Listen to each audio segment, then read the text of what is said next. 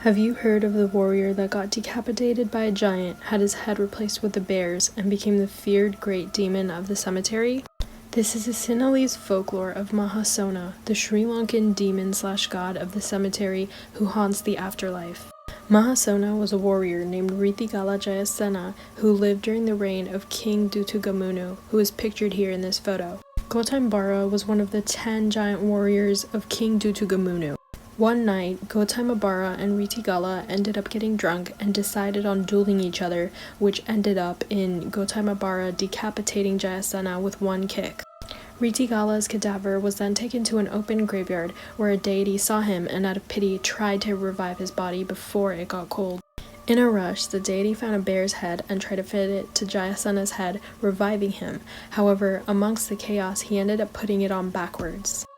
It is said that everyone that saw his revival and newly grotesque form became so terrified that they fell ill just by looking at him.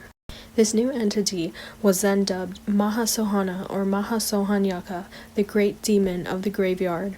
This new entity was said to be a 122-foot demon with 4 eyes, 4 hands, red skin, and the head of a bear or a tiger, according to some sources. He is usually seen riding a pig while drinking buffalo blood, which he carries in his right hand, and a pike that he carries in his left hand. He also happens to be a chief for 3,000 demons and uses various disguises, each time riding a particular animal such as a goat, deer, horse, sheep, or elephant. Maha Sona is said to haunt graveyards, preying on unlucky humans. He also likes to haunt large rocks and hills that are surrounded by human corpses. And make sure to be careful of junctions that have 3 roads meeting. These places are considered to be his haunting ground, where he can spread cholera and dysentery. Whenever he kills people, and his usual method is by striking them between the shoulders, the mark of a hand becomes embossed in the flesh of the body. But aside from killing humans, he also likes to possess them. In order to get rid of him, an exorcism must need to be performed. In a typical exorcism, there are exorcism dancers who are dressed as Maha Sona and perform in order to cure the victims who are afflicted with the illness. A traditional mask depicting the face of Maha Sona is also used in these rituals.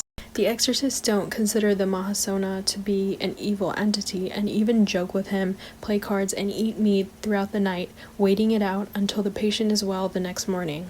So do any of you have any personal stories with the Maha Sona? Feel free to like, share, and comment your experiences, or if you want to hear any other stories, and follow for more South Asian gore, lore, and horror. Thank you!